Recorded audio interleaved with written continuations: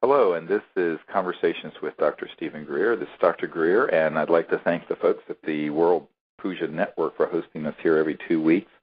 And there's a wonderful worldwide following for this program that's developed over the last couple of years, and I'm really appreciative for the World Puja Network giving us this time to bring you up to date on what disclosureproject.org and the orionproject.org and cseti.org are doing, and also to bring you up to date on what's happening with the new and very historic feature film that we're working on with Armadeep Kalika, who has won an Emmy for his work in the film industry and who's agreed to collaborate with us on a very major documentary motion picture that we hope can come out later this year or early next, that will have the most definitive evidence and information on the ET and UFO subject, and also the science and technology angle of the secrecy that so many people in the world do not know about yet, and who we think need to know about. So that's some really exciting developments we'll talk about in a moment.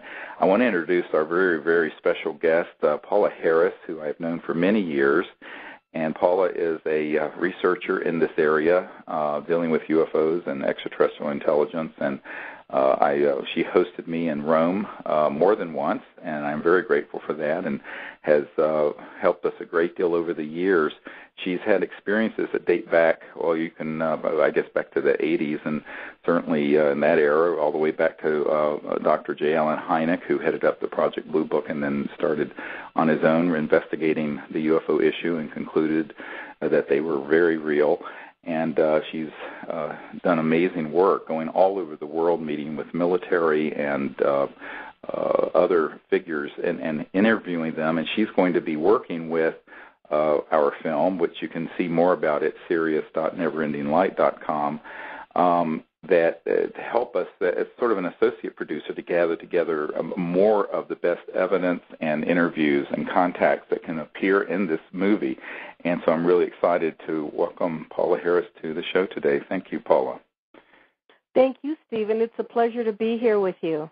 Well, tell us a little more about your background and historically how you've been involved in the subject over the years, because it goes back for such a long time.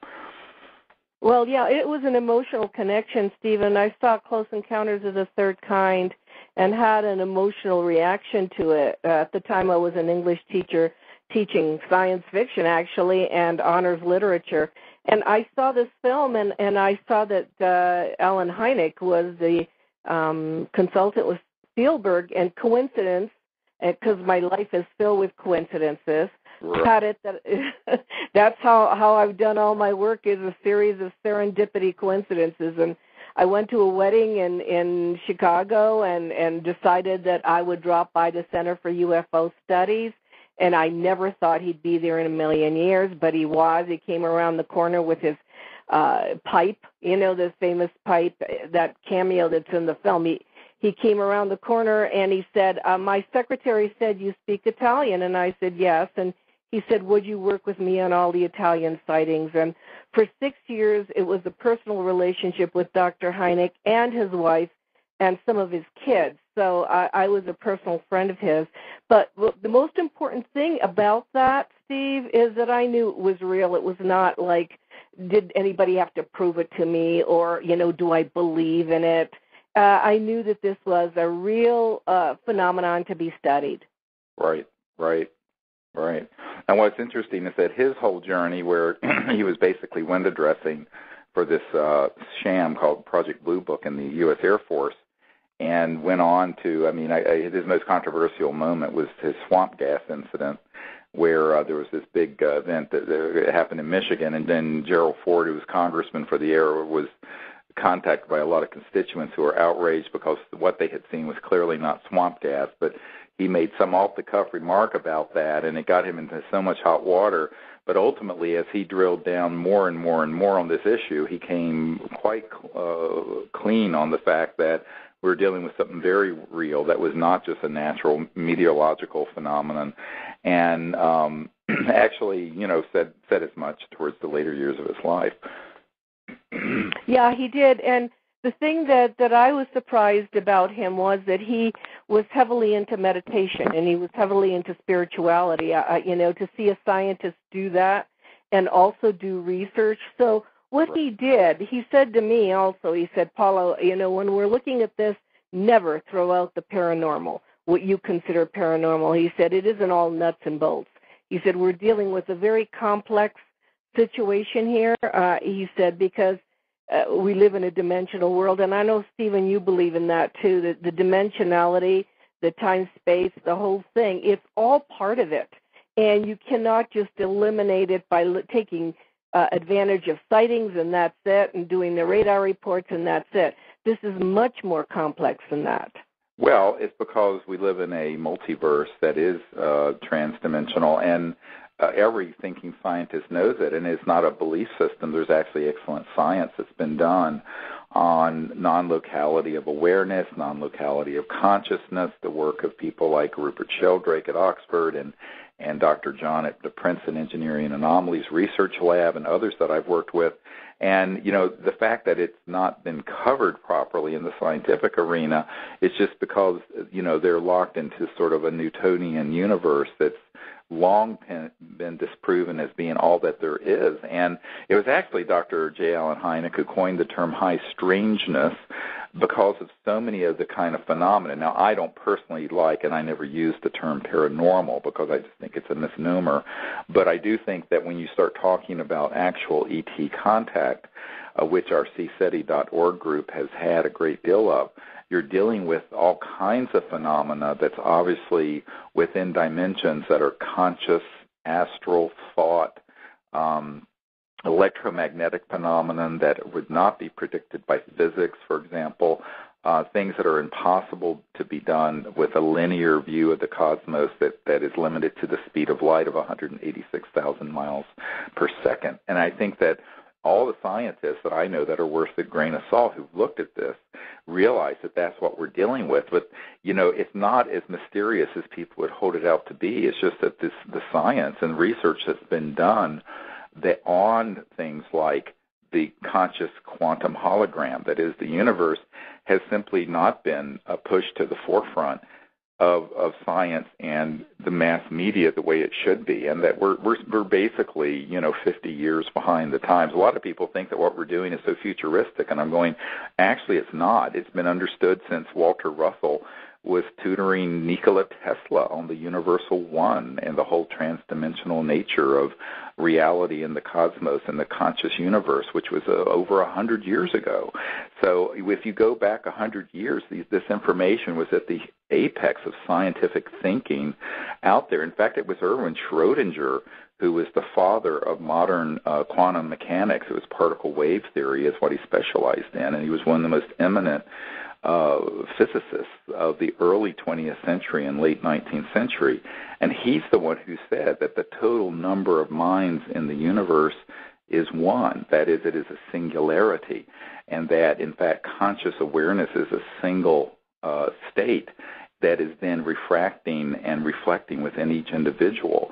And this is, of course, a very Vedic concept. Since we're on the World Puja Network, we can talk about these spiritual dimensions. But this is something that the most brilliant scientific thinkers, not religious thinkers, scientific thinkers, 100 years ago were elucidating. And yet somehow people find that this is revelatory in 2012 when it should have be commonplace. And this is part of, frankly, the cover-up, the deliberate refusal to acknowledge these things as part of an attempt to keep people locked into a linear Newtonian worldview, which would also lead to people accepting the status quo of the way the world is operating, not just consciously, but technologically. So the technological implications of this are huge, and there is a technological corollary to interstellar transdimensional travel and communication, which is very well known in classified projects, but which unfortunately 90% of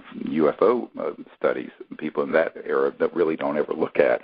But that's, of course, what we want to cover in this film. We want to cover the whole gamut of not just the nuts and bolts, as you might say, or the radar things, but also this whole concept of transdimensional reality and the importance of understanding that the way that actual ET civilizations will interface with a civilization like our own is going to be quite amazing. And to some people mystifying, but it's only mystifying because the information about the science of consciousness and other transdimensional realities has been covered up. And I think it's so important that we put this whole package together in a way that can be understood by millions of people. And that's what is I mean, it's a rather ambitious undertaking, what we're doing with this film, but we feel it's so essential because we have got to catch the world up to what at least we should have known in 1908. Well, down deep, I think everybody knows the truth, and I think down deep on some level they'll be able to resonate with what you'll put forth in the film, because the truth is just one. I mean, when you go ahead and show it to people, and we live in a very visual society, image society, so right. When you go ahead and do this, Stephen, it will be totally amazing. And my role is really just to do the international part. I mean, I can honestly tell you came to see me in Italy. You were, at my place near Ponte Milvio and so forth. It was a lot easier for me to work over there. It was a lot easier because it was more accepted, because they had a sense of history, because, you could discuss this kind of topic without all the retail stuff behind it, without the ridicule behind it, with all the marketing behind it. And so it's been very difficult for me, Stephen, to work here on this side of the ocean. But I guess my role is to bring together all the people that I know that and a lot of the contacts I had there, mostly military pilots, credible people, in order to make the film richer. And I want to stress that, often people don't understand this is a planetary phenomenon. It happens in every country of the world. That's right. It's not just the U.S. or Canada or even Western Europe. I mean, there's one of the things that Paula will be helping us with would be reaching out to people, for example, in South America, where, Paula and I were just at a conference in Arizona a couple of months ago where there was a Chilean general showing footage of a broad daylight at an air show for their Air Force where there was a craft that appeared and disappeared and was moving in a way that was just amazing. And what's happening in Latin America is that a lot of these countries, Paraguay, Uruguay, Brazil, Chile, and other countries are opening up their military archives, and you have military officers coming forward with this. And, of course, Mexico did the same thing with footage from the Mexican Air Force. And so what you find is that there's much more receptivity of being honest about this issue in other countries than there is in the United States. Yeah, I think that it also there's a lot more. Maybe there are a lot more sightings there because the people's hearts are open. I mean, this also resonates with the heart chakra. I mean, it's a different kind of situation in South America and Mexico and so forth. And people are always asking, how come they get such great footage? Well, obviously the receptivity is better in other places rather than here. And that's sad in a lot of ways because... Well, I think there's actually I think there are plenty of pure-hearted people here. What we have found, however, because I've been leading contact expeditions since 1990, so it's 22 years now, and what I have found is that even though there is a globally positioned satellite warfare system that's been up since 1965, the concentration of military reconnaissance and firepower that is over the United States and parts of Western Europe is so impressive that when we have had craft, for example, at Mount Shasta that have fully materialized and begun floating towards us, they have been fired upon by aircraft that are in orbit that fire electromagnetic pulse weapons that has been witnessed by 40 people. This is something that through testimony and evidence can be proven. In Arizona, after I saw you, we went out to Tonto National Forest, and we had this amazing contact where literally the sky opened up and this blue-white celestial-type craft appeared and put the whole group in this blue light. The next night it started to come back, and there was an electromagnetic pulse weapon that exploded that was trying to suppress this transdimensional ET craft coming further into this dimension, and it was like it's hard to describe, it was like a detonation of a massive bomb in the crystal clear Arizona sky that everyone saw and heard, and yet there was no solid missile. It was an electromagnetic, what's called scalar longitudinal weapon.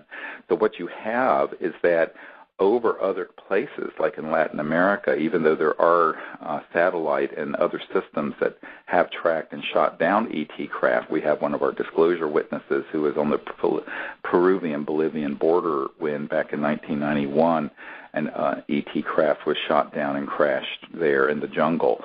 But what we have found is that the airspace over the United States and parts of Western Europe is so much more militarized and more concentrated than it is in some of these other areas that creates a suppressive phenomenon, and it makes it a very risky thing when ET vehicles want to fully materialize unless they engage in countermeasures, which they're reluctant to do because it will be spun the way Nick Pope recently did in that ridiculous article that came out last week in the Daily Mail, I believe it was, where he was talking about, alien invasion and the world military powers being prepared for this sort of interplanetary World War III invasion and all this kind of nonsense.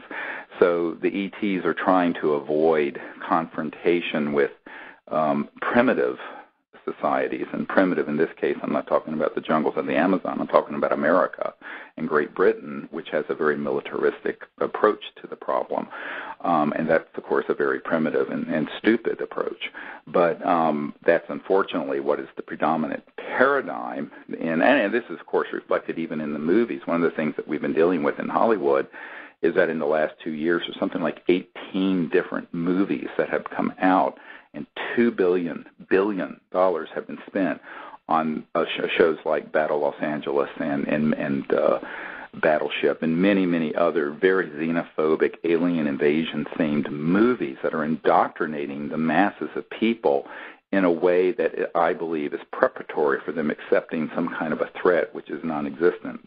And I think that this non-existent threat is the way that the military-industrial complex wants to keep their multi-trillion-dollar hegemony running.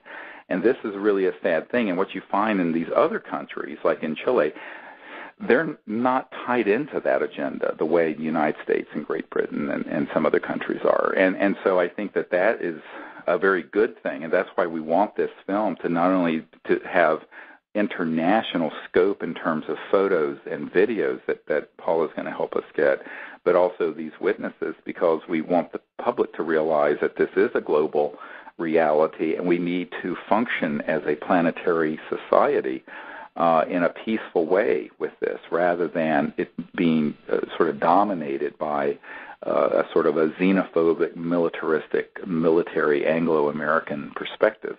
And this is something that I think can best happen through a film that will feature not only a global perspective, but also reach people throughout the world. So our intent is that this would be a global release. In fact, I just got back from L.A., and we were meeting with some folks who are actors and producers in Hollywood who are very excited about this project. And we were talking about, having the international rights and broadcast for this secured as soon as possible, so that even if people attempt to block it from being seen in the United States, it would be seen very prominently in Latin America and throughout Europe and China. India, for example, has a huge interest in this. Japan, Korea. We've had people who are on our team who have wonderful network connections in those countries where we want this film to be a global release that really addresses this in a way that has a global perspective. And do you think, what I like about you is you have such faith that humanity, that the people will come forth if they're properly educated, if they're properly called forth to do something. So do you think that this will happen, that enough people who are touched will help with this? Well, I do.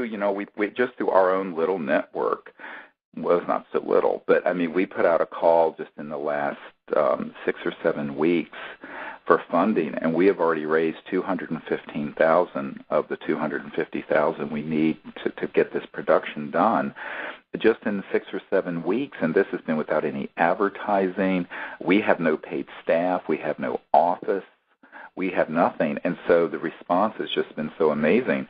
And what we're finding is that when we roll this out, that when the public sees it, and it can be streamed, and see, the wonderful thing about now versus 10 years ago when we did the National Press Club event that eventually was seen by about 1 billion people worldwide, but we didn't have the ability now where every smartphone and laptop computer and smart pad can stream a movie like this or can have access. So now we have the ability to put things out there. And, you know, when we put the Paola interview up last year, a year and a half ago, this man who didn't want me to release his information, he had worked with the CIA and Siemens Corporation on the RF, the radio frequency chips that are being placed in people who are being abducted by the paramilitary workers. Most people think it's aliens, but it isn't. It's a cabal of paramilitary people making it look like aliens, and using PLF, program life forms, and costumes and things that look like UFOs that are man-made anti-gravity devices from Lockheed Martin and my uncle's old company, Northrop Grumman. But when this man came forward with this information, he forbade me to release it until he died. And when he died, his wife sent us a death certificate and a permission slip, and so we put it out there. And, you know, within a few days, almost 600,000 people had viewed that. And so what I'm finding is that the people really are hungry for the truth. It doesn't get out through the big corporate media. You certainly wouldn't see his interview on CNN or what have you. But with YouTube and with other social media, we're able to reach so many more people than could be reached 10 years ago. And this being released, we're going to do a series of world premieres with this movie.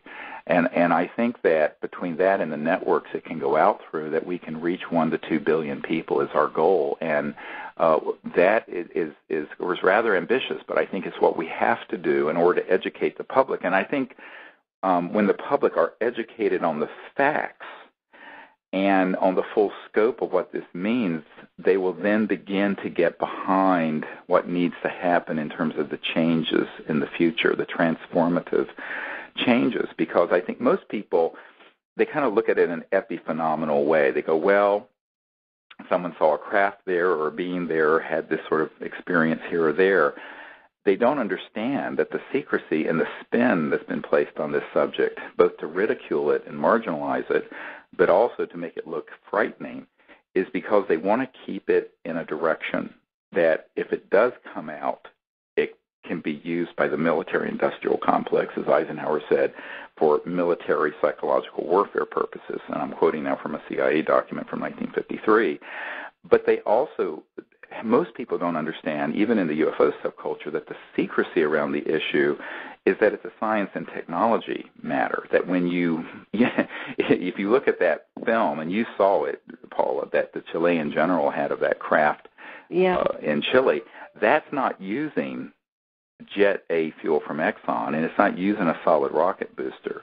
It's a whole new trans-dimensional physics and electromagnetic physics that, if disclosed, would completely terminate the need for oil and gas and coal. On the one hand, it would liberate the world from the slavery, the macroeconomic slavery of power, the power system that exists today, where people are literally dependent on these circa 1880s energy systems, both the power grid and coal and oil and gas and even jet fuel. It's still a fossil fuel. And there are very powerful multi-trillion-dollar interests who don't want that to happen. But the public, the 99.9% of the world's population, if you take 7 billion people, there's only a tiny percentage of them that benefit from the current system.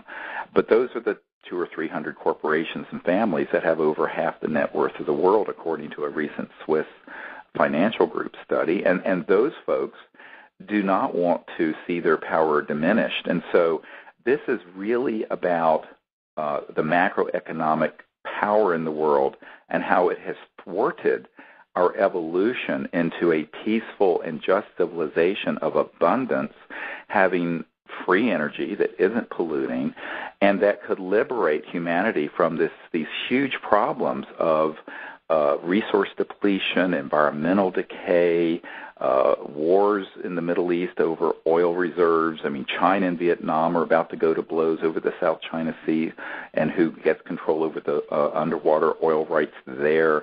I mean, all of these problems are very much linked to this black curse called oil. And unfortunately, that and the environmental crisis are very, very serious.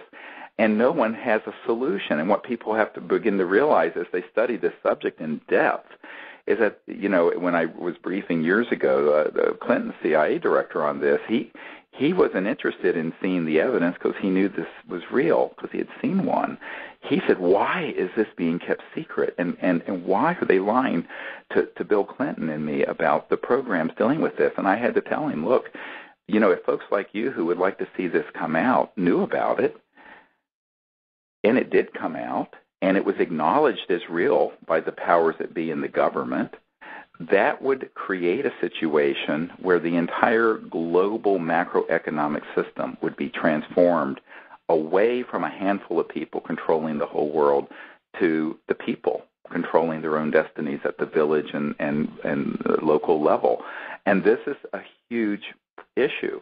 And so the environmental and macroeconomic and technology part of this never gets talked about in any depth. And so that's the other thing we're going to be dealing with is we're going to have people who have been involved in the science and technology end of these issues who can speak to the science in a way the lay public will understand so that people can grasp the idea that the ridicule and secrecy around this issue is only it exists because there is a very powerful consequence to it being released. And that's why usually, whether it's the president or other senior people in our government or other world governments that I've met with, they often are told little or nothing about the issue. And it's the corporate and mid-level people who are part of a unacknowledged special access project is what it's called, a very highly compartmented project that deals with it. And so people go around chasing the phenomenon. The real secrecy that people have got to understand is driven by these geopolitical macroeconomic issues from a very elite group of folks who simply do not want the truth to be known because it's not just going to have an effect on, you know, people thinking, oh, we're not alone in the universe, which in and of itself is a big story. But it will have an effect where, you know, if anyone drills down and says, well, how are these things moving like they did in that film that the Chilean general showed you and me at the conference 2 months ago? People are going to go, well, you know, how is that happening? There are people who do understand the physics of that, and we're working with them, and they understand the anti-gravity and electromagnetic systems and the high-voltage trans-dimensional or interdimensional ways that these UFOs are moving. And when that is elucidated and begins to be acknowledged seriously, people are going to say, well, gee, why don't we use that instead of oil? And the public, see, the masses will demand this change. It isn't the chances of this coming from the elites in Washington or London or Rome, from the president or the big corporate, is very, very, very unlikely. I've said this for 20 years. Disclosure Project was always about educating the masses as well as our leaders who don't know about this issue and doing it properly. But ultimately the change is going to be, as you put it, from the people who I do have faith in, because the masses of the people of the world are not these corrupt kleptocrats who are, you know, petro-fascists trying to keep the world under their control. 99.9% of the world have no interest in that, and they just want to live a peaceful and prosperous life and not leave the world in worse condition than we found it, and go forward in a state of evolution and what have you. I think it's only a handful of sociopaths who have this perspective of such domination and control that they would run amok of an entire planet, destroy the biosphere, and keep most of the world impoverished in order for themselves to stay in control. And that is something that will have to be explained very, very clearly in this film. Otherwise, the secrecy makes no sense. You can't say the secrecy exists without explaining why it exists. And when you explain why it exists, then the people are going to understand, oh, my God, this is not just about, little green or gray or purple beings. This is about us. This is about the future of the human race. Well, on a personal level, first of all, you articulated so well. I mean, I admire you so much because you articulate what the story is. Because so many of my colleagues, when asked that question about the secrecy, start using the panic button, the panic mode, and I'm going, no, that's not what it is. If I hadn't met Colonel Philip Corstone, if I hadn't spent 2 years with him, I would not have digested the idea of the reverse engineering, the idea of using this technology that has been occulted for so long. I would, on a personal level, if I hadn't met him and he hadn't told me what he did in research and development when he was at the Pentagon, and how these artifacts could have benefited mankind, but the first thought was for the competitive edge of the Army. The thinking is all wrong. The thinking was totally all wrong, and this planet is really messed up as far as the thinking being for the people of the planet. So right. I talk about this constantly because for me it's logical. I don't think we're in panic mode or it would be War of the Worlds or anything unless we were brainwashed. Well, and that's the problem with things like that just came out in this London paper last weekend, and the 18 movies that have come out of Hollywood, is that there is a brainwashing attempt. And I know a lot of the top, very top people in Hollywood who are not allowed to make this story. People have said, why are you crowdfunding from the public to fund? When every movie being done in Hollywood now is $100 to $200 million, they drop millions of dollars like nothing on just rubbish.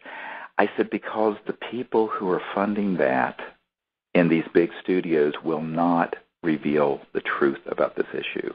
They will make rubbish that scares the hell out of people, like Battle Los Angeles, but they will not tell this story. And I've tried, and I have met with the top. When I say the top, if you Google the top 5 producer-directors in the history of the film industry, I've met with them. And what you find is that they'll be stopped before they can make this happen.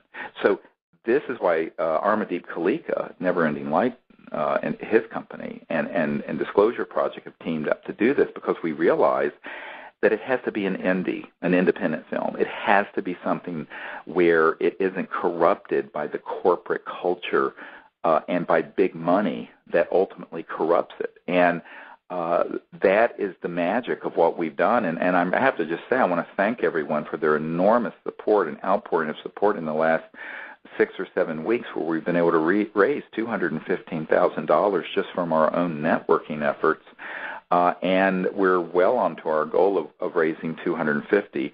Now, $250,000 for a feature film is very, very lean budget, and it's only happening because people like Paula and myself and Dr. Bravo and Dr. Loader and Tony Craddock, who does all the new energy work, and we have a dozen people who are sort of senior producers on this film working for free virtually. So what you find is that we're bringing to the project millions and millions of dollars in 20 or 30 years of research.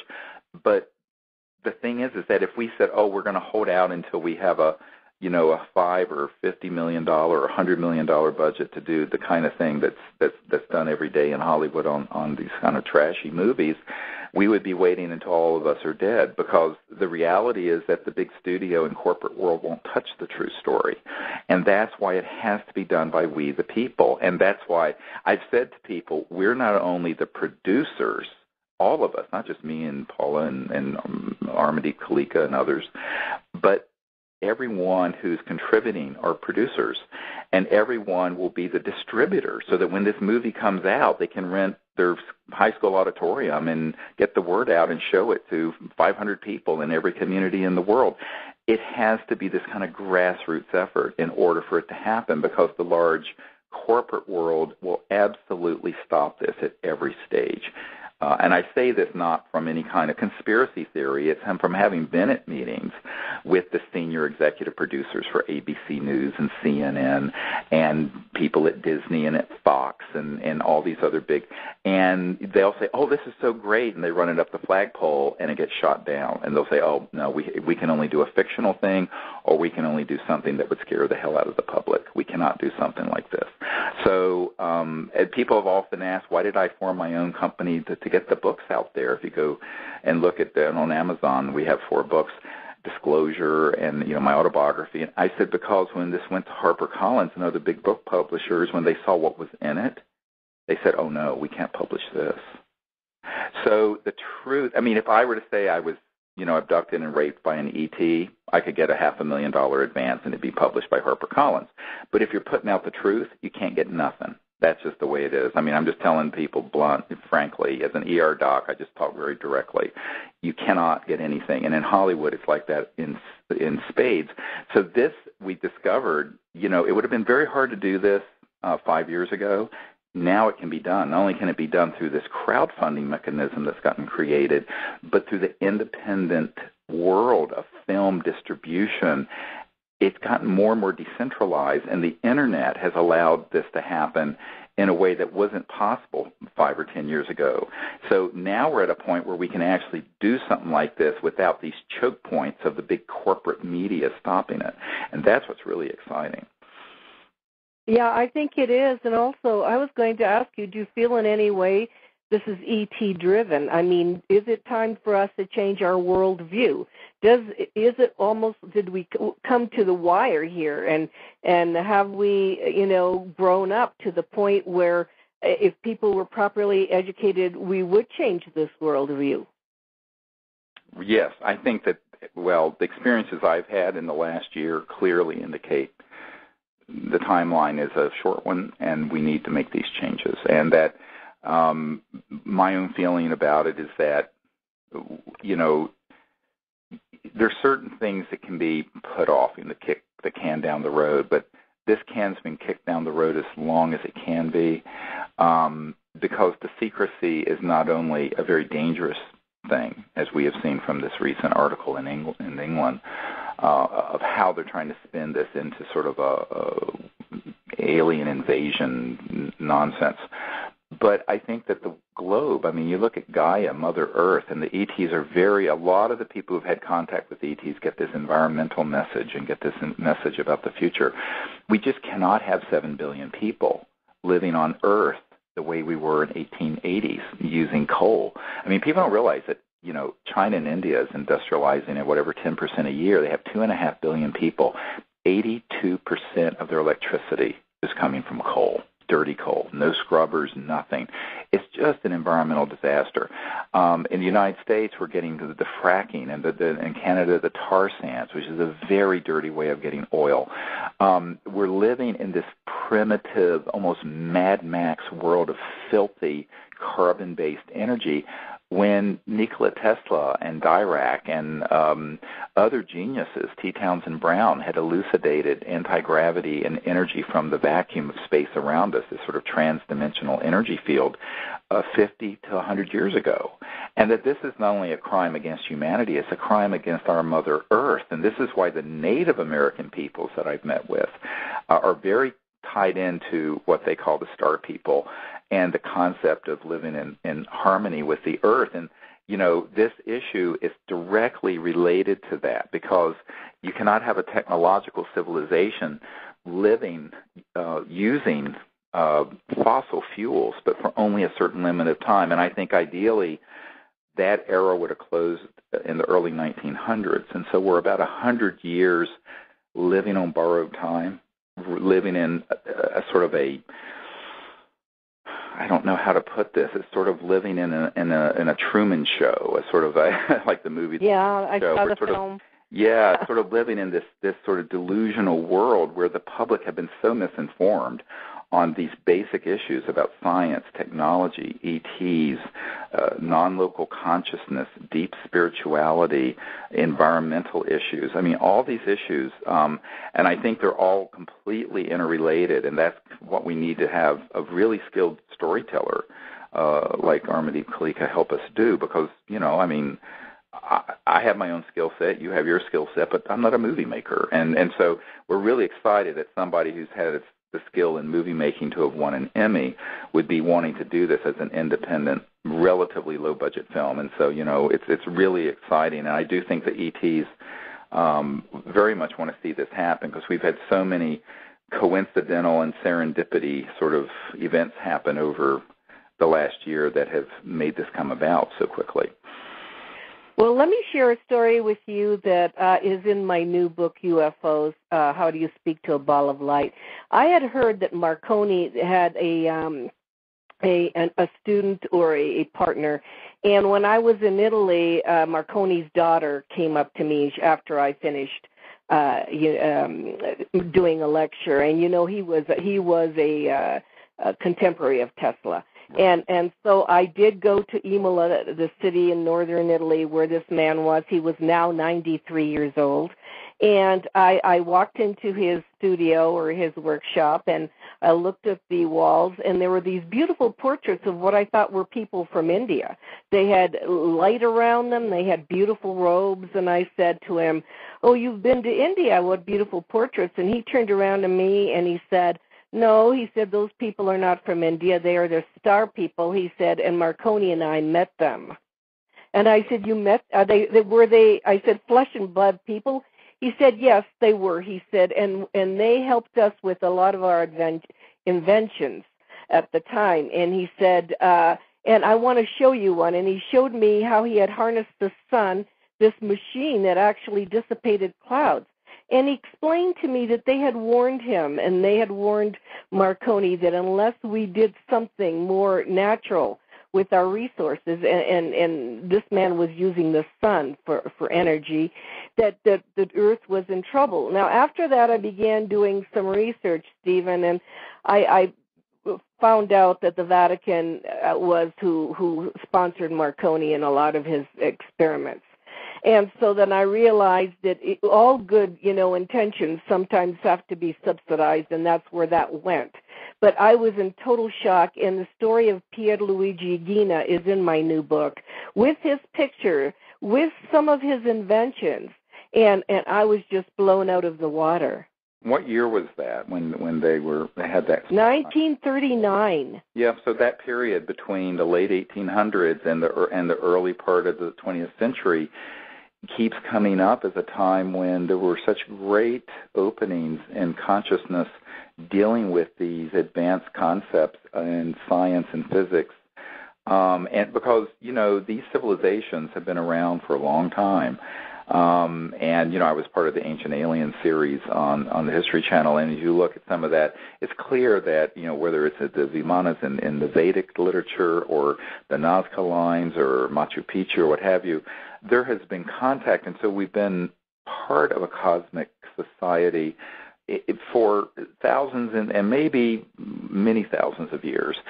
But the modern era, where you go from, sort of a caveman existence or primitive agrarian society to a technological one, it's a big jump forward where you cannot continue to live with billions of people based on, smoke and burning things as an energy source. And so, these brilliant minds that came to this planet during that period and whose discoveries have been suppressed is a real story that has to be part of this movie, because it ties in directly to the whole ET contact phenomenon and the message that they would like to see us move to this next level of civilization, to become part of an interplanetary society.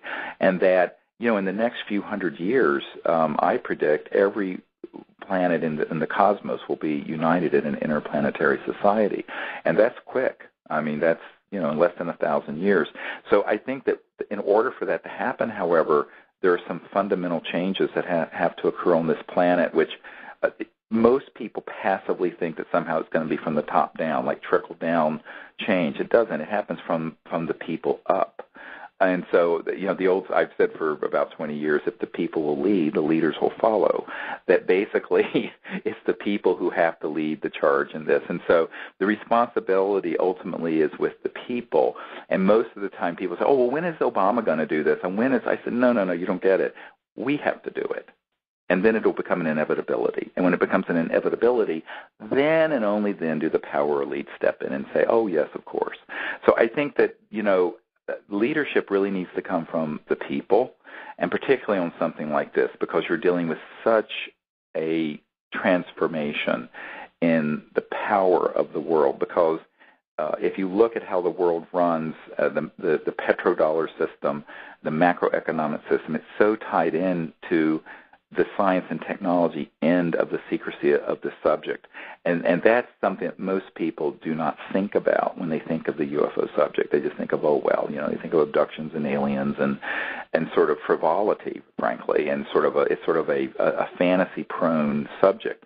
They don't realize really what's behind it. And so we need to pull that forward into the forefront so people understand what it's really about. And I think that kind of interview you're talking about is very, very important, because it shows that there's this historical level of contact. And by the way, Walter Russell, whose Swannanoa Institute was literally 10 minutes from where I'm sitting right now at my farm in Virginia, was mentoring Tesla about contact with people from the stars and these higher states of consciousness. And he wrote the book, The Universal One. And Tesla was very inspired by this and reportedly also had contact experiences. And so many of the great minds and inventions, there is this interface that occurred. Unfortunately, ruthless people who were sociopathic and greedy kept suppressing it. And we actually have uncovered a document from the Department of Defense of the United States demanding that the FBI turn over the stolen papers of Nikola Tesla that the FBI seized the day that he died. And so for years it had been rumored that these papers did exist and were stolen by the FBI, and now we have a document that's a smoking gun that proves it. Well, Nikola Tesla did have some kind of workshop in Colorado Springs. One of the reasons here in Colorado was because of our weather. In other words, he was using lightning, and he had a special tower. Well, the Italians that have studied Tesla, and by the way, Tesla came from Croatia, so if people would study his background, they know that he was very connected with the ET situation. Right. But the Italians that came to visit me wanted to see the Tesla laboratory, so we went to Colorado Springs, and there is not one sign of Nikola Tesla ever having been there. And the people, it's incredible, completely sanitized, because we went to the tourism board, we went to the city hall, we went everywhere to try to find out where that tower had been, where he was working, and they not only didn't know who he was, which really shocked me, but they couldn't tell us anything. Right. And this is history. If for no other reason, Stephen, it's history. Sure. It's part of our American history. It's part of our history that they would sanitize Colorado. Of course, I don't have to mention what's at Colorado Springs, but, it's right. So the thing is Cheyenne Mountain. Right. Well, the problem is that, we also had an incredible scientist that was working on free energy there. And, right. And there's no sign of that. If anybody was doing a thesis in the university, they couldn't even get research from there. So, and that's very sad. It's very sad, because we should keep all of this as part of our human educational, wealth. And more importantly, the world and the people of the world desperately need these scientific innovations, because there's all these hundreds of billions of dollars being spent by the Department of Energy on so-called alternative energies, and there's $1 trillion a year going to trying to abate global warming and fossil fuel effects and all this stuff, and yet we have assembled brilliant scientists and have been only trying to raise $5 or $6 million to open a research lab so that the work of Nikola Tesla and other people and a lot of the secret documents, we have a disk with thousands of pages of secret documents and patents on it that we've acquired where we could mail. We can't even raise that level of funding. And one of the things we want to do with this film is to educate the public so that people come forward and even through the revenue from the film can then go into this research and development facility, because you're not going to do this with a few $100,000. You're going to have to raise $5 or $10 million minimum to open up a properly equipped research lab. And let me tell you, I mean, the emergency department I ran for years, I mean, we spent $15 or $20 million a year just on this one ER. So, I mean, you cannot, when you're doing basic science research trying to bring out something like this, you've got to have some serious research and development funds. The people who've done it by themselves and stumbled across this, and there have been thousands of people who have, they keep getting their inventions sequestered. We a year and a half ago, the Federation of American Scientists released a study, and this is a mainstream group in Washington, and Stephen Aftergood with their National Security Project have found that there were 5,135 patents that had been stolen and had national security orders placed on them suppressing patents using the National Security Act, and some of them were just ridiculous. One of the ones he found was 40 years ago that someone had a solar generator that was more than 20% efficient, which is more than anything available on the market today, and it was seized, even though there was no weapon value to it, because it would have competed with the coal and gas industry in 1971. So this is not a conspiracy theory. This is the corruption that has suppressed these brilliant people like Marconi and Tesla and T. Townsend Brown and 1,000 other men and women who've worked in this area. And this is the core of why the whole UFO subject went so secret, because they knew that they weren't dealing with something burning Exxon fuel. So obviously, if you let this out, if you acknowledge that the UFOs are real from an official point of view, everyone's going to ask, well, gee, what energy source are they using? Well, it isn't going to be coal or oil or gas or even nuclear power. So this brings up this whole question of, someone once said, the truth will set you free, but first it will piss you off. And I think that the people deserve to know the truth about this, but then they need a focus of then what can we do about it? We need to learn about it. Then we need to put the resources together to come together as a people to bring out these sciences and technologies and to continue to form a global ambassador effort. If people go to cseti.org, you'll see that we're going to do a training in Colorado next week, but we're going to be up on Mount Shasta in August, and we're going to train people to make contact using these trans-dimensional, interdimensional concepts of consciousness and space and time interfacing with thought, remote viewing, all of these issues, because it's important that since the United Nations and the State Department isn't dealing with the ETs in a way that's peaceful and enlightened, it's incumbent on we the people to do that. And so we have launched this citizens diplomacy effort. Now we have an iPhone app, and soon we're going to have an Android app where people can learn these protocols. And we now have thousands of people all over the world doing this, from Malaysia to South Africa to Romania to Japan and everywhere. And I think the reason that's so important is that the ETs really want to see that there are humans that are attempting to reach out to them in a way that is peaceful and enlightened, as opposed to from a purely militaristic perspective. And I think that that is a signal they're waiting for as well. And so there's so many things people can do on their own. I mean, we have people who are just 2 or 3 people in a little community utilizing these contact protocols who have had amazing contact experiences. And I think that the reason for that is that the ETs are very much wanting to interface with humans, but within the correct paradigm of understanding, an interdimensional, higher conscious, spiritually, not religious, but spiritually minded manner that doesn't, keep this whole issue in a linear Newtonian box, but also isn't approaching it from the fear and panic and and military perspective that has dominated this field for so many decades. And so people, who are listening, who want to come, can come to join us at Mount Shasta in August. It's the dates and the information at cseti.org. And actually, Paula's going to be with us in Colorado next week, which will be exciting. I'm looking forward to it. Yeah. No, it's going to be great. And the thing is that you're very right. It's the people that will have this kind of contact, and it's about time. I think that change can come, and I'm a real believer that it's ground roots. And I'm hoping that the consciousness and the conscience of the people that lead this planet, and think about generations and generations and their children's children's children, will change the way that they do business. Yes, exactly. That's what we need. And I think that the morphogenic field that Rupert Sheldrake talks about, where the more people begin to do something that is evolutionary or coming together as a group of people, it potentiates that future. It brings that, good future into manifestation.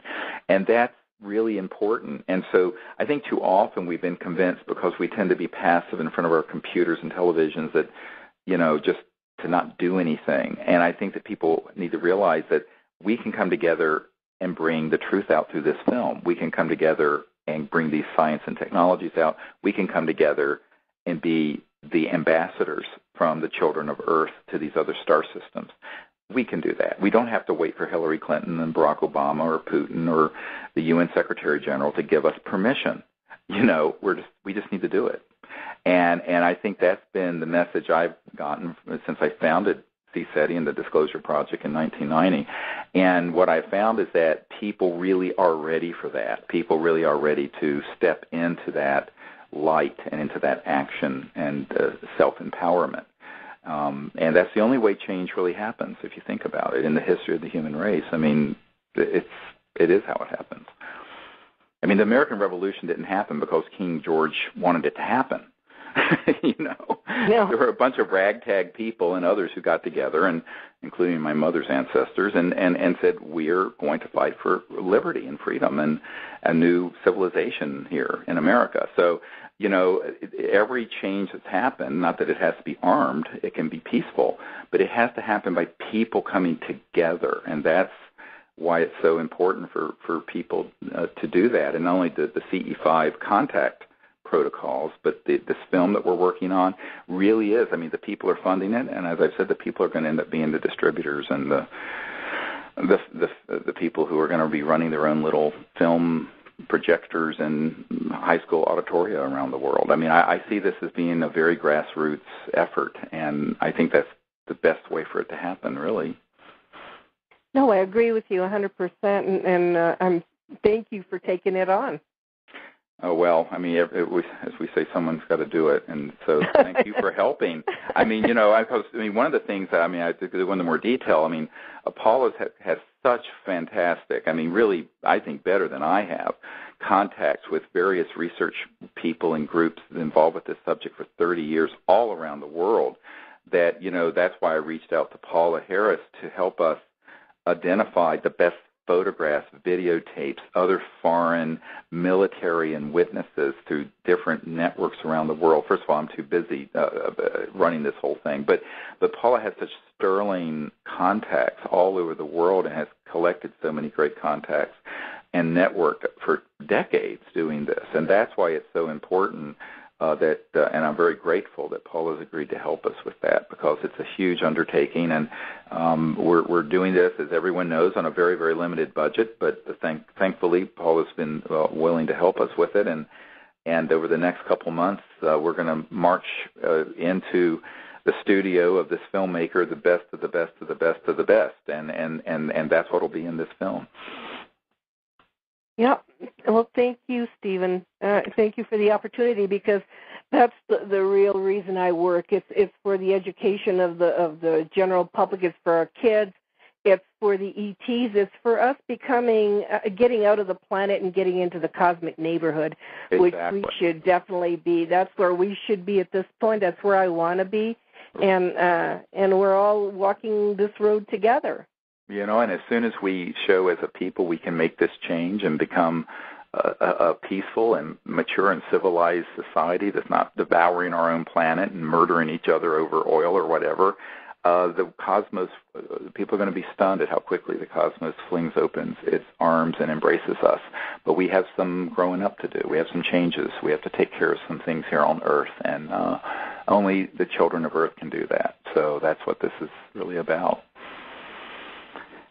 Well, good. See you soon, and we'll work on this together. Yes, well, I'd like to thank you again for being with us here on the Conversations with Dr. Greer, and this has been a great time to share, and I do appreciate your efforts, Paula, and I will see you next week. And I'd like to thank again the folks at the World Puja Network for hosting us. Again, if you want to find out more information about the film, you can go to sirius.neverendinglight.com.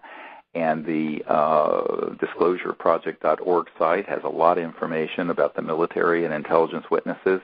And if you're interested in coming out under the stars with us in one of these expeditions and learning higher states of consciousness and contact, you can go to cseti.org, that's cseti.org, and you'll see the schedule of our upcoming events over the course of this year. And those dates are already up and posted for anyone who's interested. So thanks again, and we will talk to you soon in another couple of weeks. Bye-bye.